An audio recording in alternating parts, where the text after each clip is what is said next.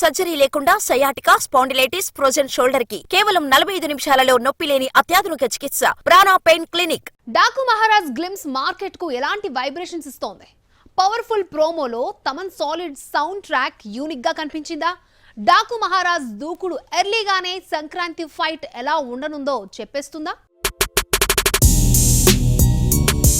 డాకు మహారాజ్ ఇప్పటి వరకు శాంపిల్స్ తోనే వచ్చి అలరించాడు. వచ్చిన ప్రతి ఫుటేజ్ లోనూ డాకు మహారాజ్ ఎంతటి పవర్ఫుల్ గా తయారై వస్తున్నాడో చెప్పే ప్రయత్నం చేశాడు. తాజాగా వచ్చిన గ్లిమ్స్ తో అది మరింత కన్ఫర్మ్ అయింది.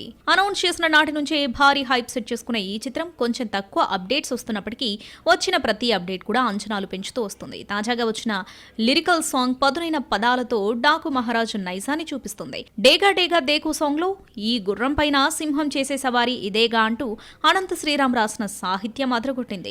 డాకు శ్రేష్ గా ఈ పాటను మేకర్స్ ట్రీట్ చేశారు. టైటిల్ గ్లిమ్స్ తో ఇప్పటికే అంచనాలు పెరిగిపోగా తాజాగా ఫస్ట్ సింగిల్ తాలూకా ప్రోమోతో తమ కంటెంట్ ఇది అని చెప్పడం జరిగింది. ఇప్పటికే బాలయ్యతో సంగీత దర్శకుడు థమన్ కి సాలిడ్ హిట్ ట్రాక్ రికార్డు ఉంది. మరి దీనితో మరోసారి బాలయ్య కోసం థమన్ సాలిడ్ డ్యూటీ ఎక్కాడని ఈ ప్రోమో వింటే అర్థమైపోతుంది. మంచి సౌండింగ్ బీట్స్ తో మాస్ ఆడియన్స్ కి కావాల్సిన చార్ట్ బస్టర్ ని అందిస్తున్నట్టుగా అర్థమవుతుంది. మరి ఈ అవైటెడ్ ఫుల్ సాంగ్ ఈ డిసెంబర్ 14న రిలీజ్ కాబోతుంది. సంక్రాంతి బరిలో నిలిచిన డాకు మహారాజ్ దూకుడుకు చెక్ పెట్టేలా ఇప్పటి వరకు ఎవరు ముందుకొచ్చి బజ్ క్రియేట్ చేసుకుంది లేదు. ఇది ఇలాగే కొనసాగుతుందా? గేమ్ చేంజర్ వచ్చి చేంజ్ ఓవర్ ఏమైనా చూపిస్తాడా అన్నది చూడాలి. సంక్రాంతికి వస్తున్నాం సినిమా ఎందుకు బజ్ ని క్రియేట్ చేసుకోలేదు?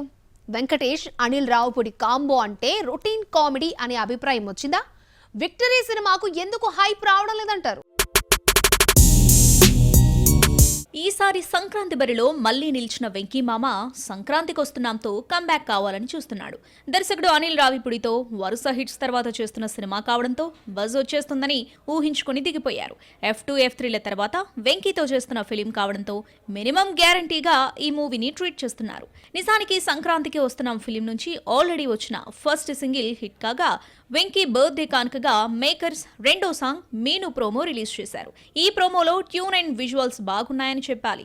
ఇద్దరు హీరోయిన్స్ మీనాక్షి చౌదరి, ఐశ్వర్య రాజేష్లపై కనిపిస్తున్న ఈ సాంగ్ లో వెంకీ మామ తన ప్రేయసి కోసం వర్ణిస్తున్నాడు. అలాగే ఇందులో పోషించిన పోలీస్ గెటప్ కూడా సినిమాకు కలిసొస్తుందని చెప్తున్నారు. కాకపోతే సినిమా ఇప్పటి వరకు కాంపిటీటర్స్ కారణంగా అంతగా ఆడియన్స్ లోకి వెళ్లలేకపోయింది.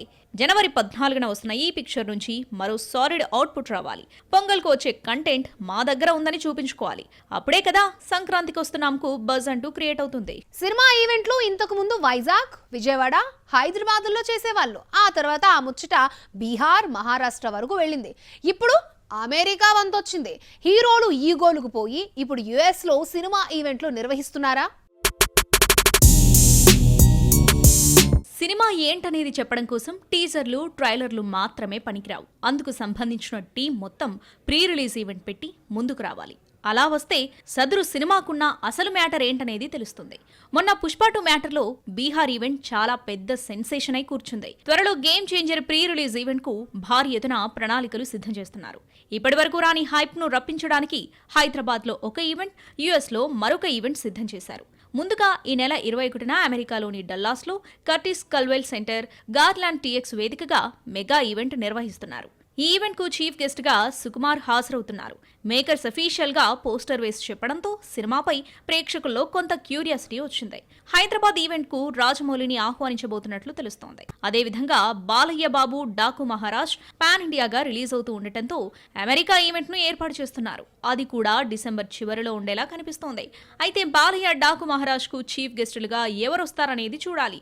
ఇక అమెరికాలో ఈవెంట్ అనగానే అక్కడి ఆడియన్స్ రిసీవింగ్ హడావుడి ఎలా ఉంటుందా అనే చర్చ గట్టిగా సాగుతోంది. ఎందుకంటే ఇప్పటికే తెలుగువారు ఆటా తానా పేరుతో 2 వర్గాలుగా చీలిపోయి నార్త్ అమెరికాలో సోషల్ ఈవెంట్స్ చేస్తూ ఉంటారు. ఇక్కడ నందమూరి మెగా కాంపౌండ్ పిక్చర్స్ కాబట్టి యుఎస్ తెలుగు ఆడియన్స్ ఈ 2 సినిమాలను పోటీపడి మరీ సెలబ్రేట్ చేసుకోవచ్చు. ఆ ఇంపాక్ట్ రేపు సినిమాలు రిలీజ్ అయ్యాక వచ్చే కలెక్షన్స్ మీద ప్రభావం చూపుతాయి. సల్మాన్ ఖాన్ ఏ హీరోయిన్ తో నటిస్తే ఆ నటితో సంథింగ్ అంటూ గాసిప్స్ పుట్టించేస్తూ ఉంటారు. అలాంటిది రష్మికతో తాజాగా స్క్రీన్ షేర్ చేసుకుంటున్నాడు. అక్కడితో ఆగకుండా ఆమెపై స్పెషల్ కేర్ తీసుకుంటున్నాడు. ఈ ఫ్రెండ్లీ వ్యవహారాన్ని బీటాన్ మీడియా ఎటు తిరిగి ఎటు తీసుకెళ్తుందంటారు? సల్మాన్ ఖాన్ నేషనల్ క్రష్ రష్మిక మందనాపై స్పెషల్ కేర్ తీసుకుంటున్నాడు. ఎట్ ప్రెజెంట్ వీరిద్దరూ మురగదాస్ తెరకెక్కిస్తున్న సికిందర్లో నటిస్తున్నారు. ఇదొక భారీ యాక్షన్ ఎంటర్టైనర్. సల్మాన్ రష్మిక మధ్య ఏజ్ గ్యాప్ ఉన్నా అవేం పట్టించుకోకుండా రష్మిక రంగంలోకి దిగింది. తాజాగా రష్మిక సల్మాన్ ఖాన్ పై ఆసక్తికర వ్యాఖ్యలు చేసింది. తనకు హెల్త్ బాగోకపోతే సల్మాన్ దగ్గరుండి మరీ ప్రొడక్షన్ వాళ్లకు చెప్పి హెల్దీ ఫుడ్, హాట్ వాటర్ ఇప్పించాడట. ప్రతిదీ దగ్గరుండి చూసుకున్నాడట. ఎవరినైనా సరే ఆయన తన సొంత మనిషిలా భావిస్తారని కండల వీరుడిని ఆకాశానికెత్తేసింది. దేశంలోని అతిపెద్ద స్టార్ హీరోల్లో సల్మాన్ ఎంతో డౌన్ టు ఎర్త్ ఉంటారని తెలిపింది. ప్రస్తుతం ఈ వ్యాఖ్యలు నెట్టింట వైరల్ గా మారాయి. నిజానికి సల్మాన్ ఏ హీరోయిన్ తో నటించినా అతనిపై గాసిప్స్ వస్తూ ఉంటాయి. ప్రతి హీరోయిన్ కు ఏదో ఒక గిఫ్ట్ ఇవ్వడం, ఆమె పట్ల శ్రద్ధ తీసుకోవడం, వారి ఇంటి మనిషిలా బిహేవ్ చేయడం షరామామూలే. కాకపోతే గత కొంతకాలంగా లవ్ స్టోరీ లాంటివేమీ సల్మాన్ నడపడం లేదు.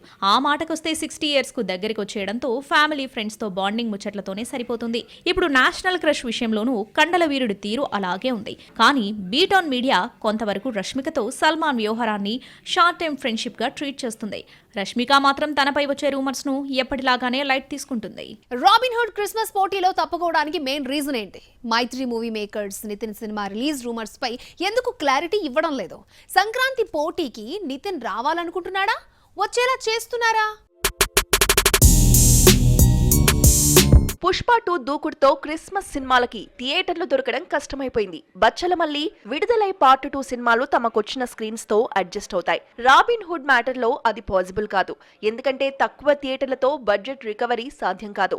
అందుకనే ప్లాన్ బి తో రాబిన్ హుడ్ ఉన్నాడు. సంక్రాంతి సినిమాలని దిల్ రాజే రిలీజ్ చేస్తున్నాడు. మైత్రి వారి అజిత్ గుడ్ బ్యాడ్ అగ్లీ మాత్రమే పొంగల్ ఫైట్ చేయాలనుకుంది. కట్ చేస్తే అజిత్ సినిమా రాకుండా కొన్ని పాలిటిక్స్ నచ్చినట్లు చెప్పుకుంటున్నారు. దీనికి రివెంజ్ గా మైత్రి మేకర్స్ తెలివిగా రాబిన్ హుడ్ ను పొంగల్ కు తేవాలని చూస్తున్నారట. సంక్రాంతి పోర్లో ఇప్పటికే పెద్ద సినిమాలున్నాయి. వాటిని దిల్ రాజు ఓన్ గా రిలీజ్ చేస్తున్నాడు. చేతిలో థియేటర్లున్న మైత్రి సంస్థ రాబిన్ హుడ్ ను ఓన్ గా రిలీజ్ చేయాలని చూస్తోంది. ఒక విధంగా చెప్పాలంటే పండక్కి తన స్క్రీన్స్ ను తన సినిమాలకే వాడుకోవాలని చూస్తోంది. పొంగల్ కి రాబిన్ హుడ్ రావడం పెద్ద సమస్య కాదు. నితిన్, శ్రీలీల కాంబినేషన్, చెలో, భీష్మ ఫేమ్ వెంకీ కుడుముల దర్శకుడు కావడంతో యూత్ ఆడియన్స్ కు సినిమాపై క్యూరియాసిటీ ఉంది. ఆ మాటకొస్తే శ్రీలీల సినిమాలో ఉండడంతో మంచి బజ్ వస్తుందని చెప్తున్నారు. అందుకు తగ్గట్లుగానే మైత్రి అడుగులు ముందుకు పడుతుండడంతో లెక్కలు చాలా వరకు మారుతున్నాయి. వార్ 2 కు ఇప్పుడున్న 2 స్టార్స్ సరిపోవడం లేదా? మరింత స్టఫ్ కోసం ఇంకో 2 స్టార్స్ ను తీసుకొచ్చే పనిలో పడ్డారా? జస్ట్ 250 కోట్ల సినిమాను ఎందుకింత మల్టీ స్టారర్ గా తయారు చేస్తున్నారు? Tarak Bollywood project war 2 set లోకి అడుగుపెట్టబోతున్నాడు. సినిమాకు ఎంతో కీలకమైన క్లైమాక్స్ పార్ట్ షూట్ లోకి జాయిన్ కాబోతున్నాడు. ఇద్దరు హీరోలు పాల్గొనే యాక్షన్ బ్లాక్స్, ఒక మాసివ్ సాంగ్ ను ఇందులో షూట్ చేయబోతున్నారు. అయాన్ ముఖర్జీ ఇందుకు ప్రిపేర్డ్ గా ఉన్నాడు. హృతిక్ తో ఆల్మోస్ట్ ఈక్వల్ గా తారక్ కు ఇందులో స్పేస్ ఇస్తున్నారు. ఇక వార్ 2 సినిమాను కేవలం ఈ 2 స్టార్స్ తోనే కాకుండా ఇంకో 2 స్టార్స్ ను తీసుకొచ్చి సర్ప్రైజ్ చేయాలని అయాన్ ముఖర్జీ చూస్తున్నాడట. అందులో సల్మాన్ ఖాన్ ఒకరని తెలుస్తోంది. కాసేపు ఉండి వెళ్లిపోయే ఆ పాత్రకి కండల వీరుడైతేనే కరెక్ట్ అనే ఆలోచనలో అయాన్ ముఖర్జీ ఉన్నట్లుగా ప్రచారం నడుస్తోంది. ఇప్పటికే తెలుగు హీరోలతో స్క్రీన్ షేర్ చేసుకున్న సల్మాన్ వార్ 2లో నటించాల్సి వస్తే అది తారక్ కోసమే అవుతుంది తప్ప హృతిక్ కోసం కాదని గుర్తుపెట్టుకోవాలి. సల్మాన్ ఖాన్ తో పాటు క్యామియో అపిరెన్స్ గా రాబర్ట్ ఫేమ్, ధ్రువ సర్జా పేరు కూడా వినిపిస్తోంది. బట్ అది పాసిబుల్ కాదని మనకి తెలుసు. ఎందుకంటే ధ్రువ్కు అంతటి క్రేజ్ లేదు, మార్కెట్ అంతకంటే లేదు. అలాంటి నటుడికి వార్ 2లో ఎందుకు స్క్రీన్ స్పేస్ ఇస్తారు చెప్పండి? ఏది ఏమైనా వార్ 2 మరింత మైలేజ్ పెంచడం కోసం అయాన్ ముఖర్జీ తెలివిగా ఆలోచిస్తున్నాడు. సౌత్ డైరెక్టర్స్ ఒక్కో పరిశ్రమ నుంచి ఒక్కో సీనియర్ హీరోను తెచ్చి సినిమాకి మార్కెట్ పెంచినట్లు అయాన్ కూడా అలాంటి స్ట్రాటజీని అమలు చేస్తున్నాడేమో అనిపిస్తోంది.